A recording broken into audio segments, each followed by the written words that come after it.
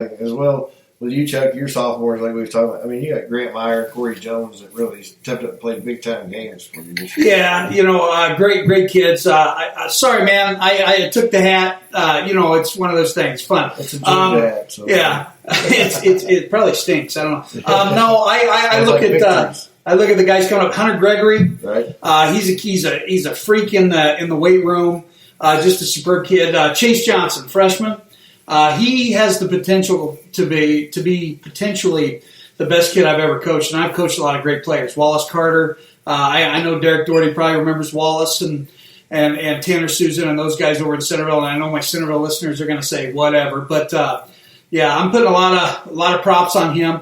Brody Fuller, is 6'6", 310 pounds. This kid developed this year.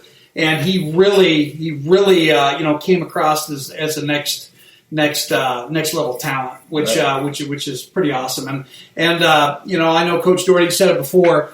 Our line's actually going to be bigger next year, especially with bringing Hawker back out and a few other guys. Yeah, I can only imagine your line getting bigger. And no, we're not throwing the Georgia hat in the trash. No way. That comes from a Zoo fan, by the way. We won't go into the story about his shirt that he bought, beat Georgia one year. Let's put it this way, he didn't wear it home.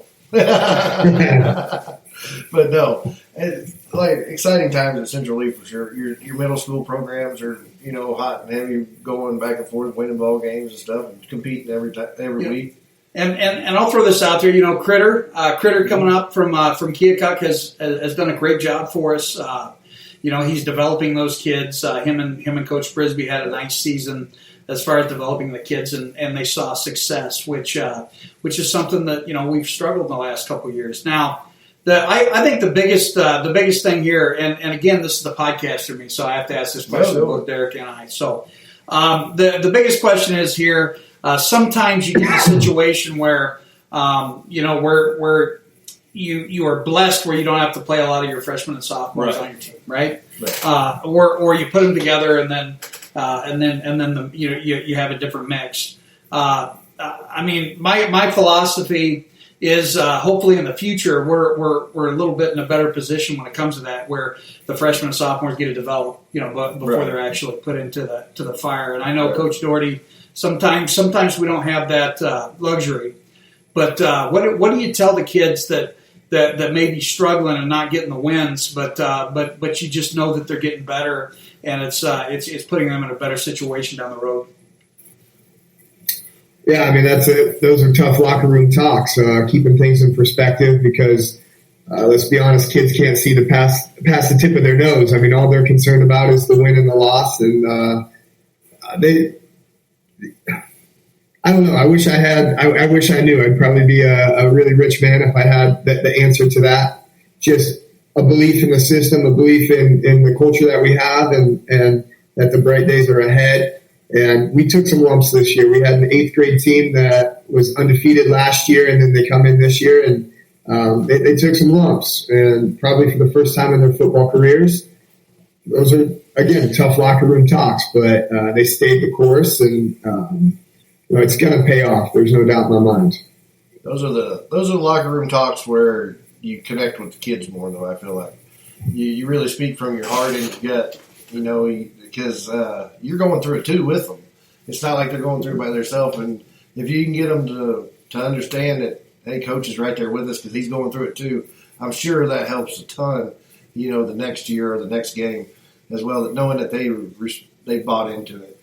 Well, I know, seeing Coach Doherty's culture outside of his program, I know that his kids love him, that his community loves him, and loves everything he's about. Absolutely. And I'm hoping that that we're building the same culture in Central Lee, and I hear it. So. Well, I was there the night they gave you your cake, so I could see it in all their faces that they were excited.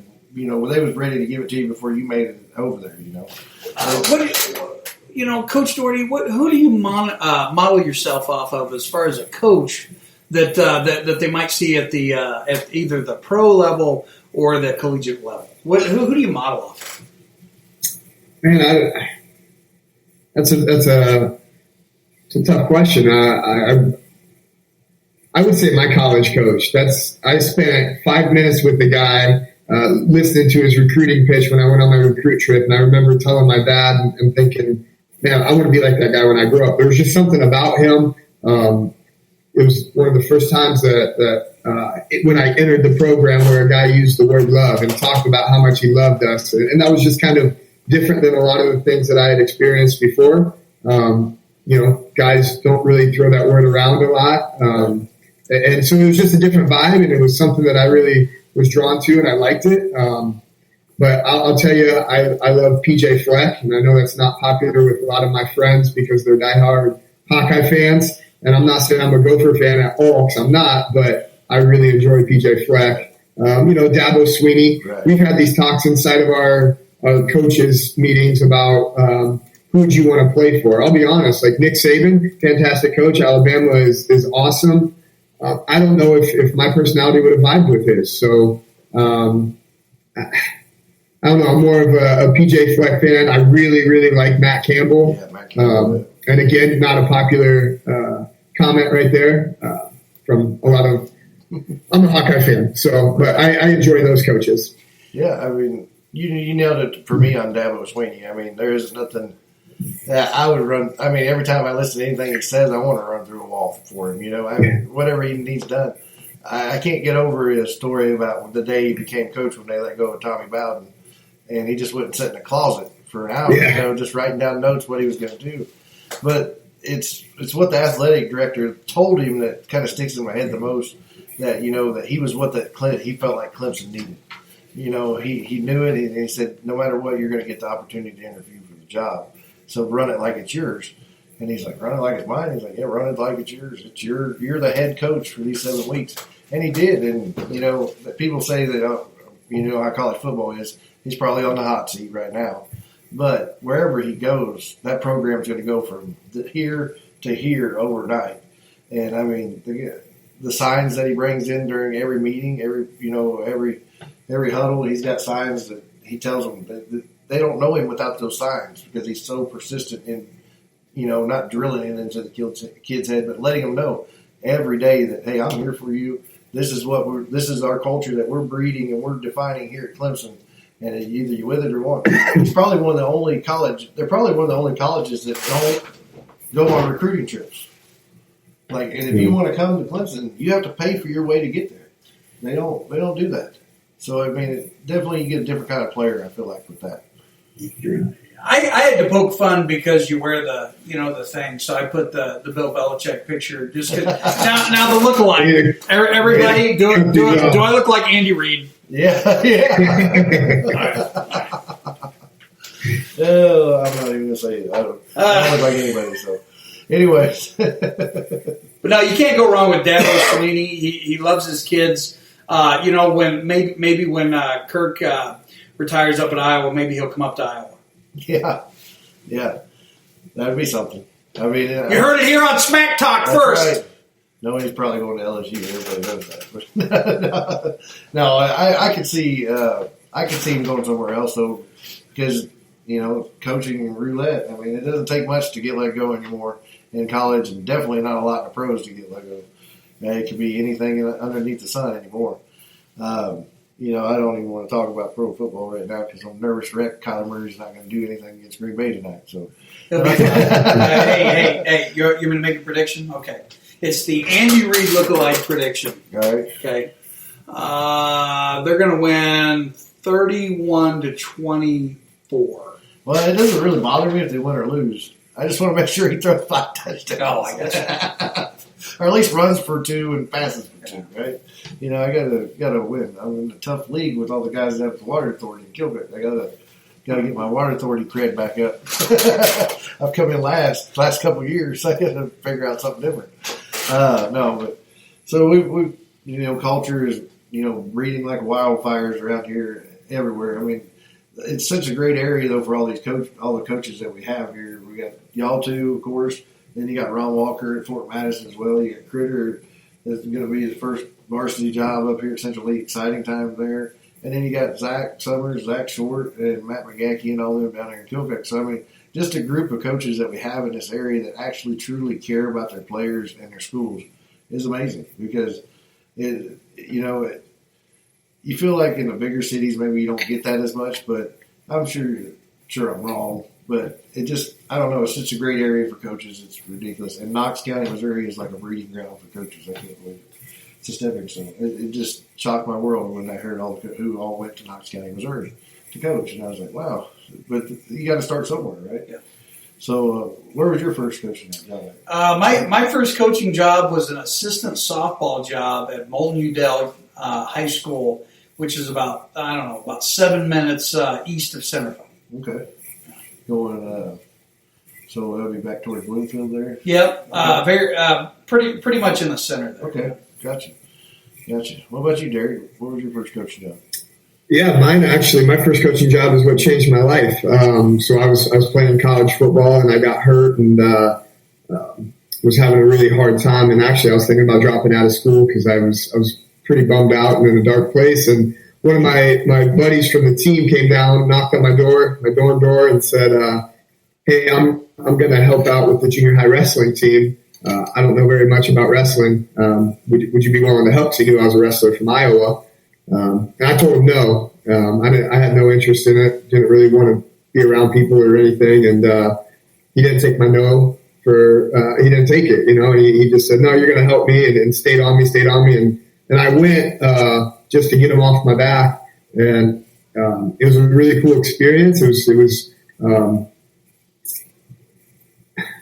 I don't know, man, it was magical. I don't know how else to explain it. And I remember I went back that night and was kind of thinking about it. And I thought, you know what, I'm going to go again tomorrow and just see what it brings. And when I walked in, one of the middle school wrestlers came up and gave me a hug. And it was like, it sounds like something out of a movie or a story, and I swear by it. And it literally changed my life. I called my mom, actually, I don't know, probably at the end of that week, I think it was, and I told her, I said, "Hey, I think I want to go into education and be a teacher." And I think her response was something along the lines of, "You've been drinking." I had never talked about school, never even thought about being a teacher or anything like that. But man, things happen for a reason, and it's the best thing that's ever happened to me. Well, how lucky are we that it happened?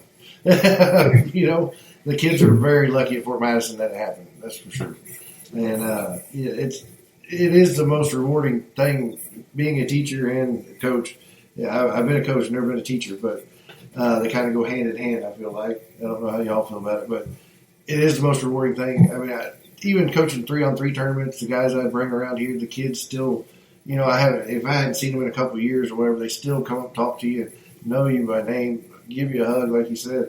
It's just rewarding that those kids remember and you did have an impact on their life in some way, whether it be, just taking them to the tournament or, being there and helping them out with it or whatever. So it's a great feeling, that's for sure. And I guess it's almost like you do it for free almost because it's such a good feeling, I feel like. It is the coolest thing, and then it gets better too, right? You get to see them graduate, walk across the stage. Right. Then later on, you're getting wedding invites in the mail, and then you're finding out that they're becoming fathers, and it's awesome. It's honestly the best job in the world. Yep. Yeah.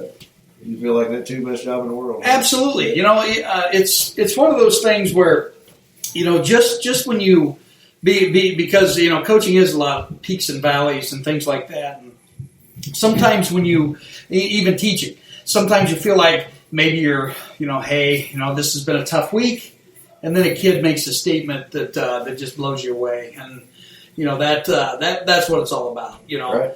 It's also one of those things whereas you have to see it. You have to see the whole picture, not just have your blinders on. I think that's pretty important. Right. I love what I'm doing. And it's just one of those things where I'm still excited every day when I go to work. Right. And I've had jobs in the past, man, where I was like, got to go to work. Whereas education and coaching doesn't really feel like. I mean, it's an occupation and it's a career, but it doesn't feel like a job. Right. It doesn't feel like it occupies any of your time. It's just your life. Right.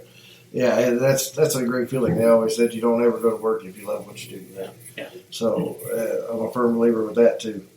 We'll kind of get off high school a little bit.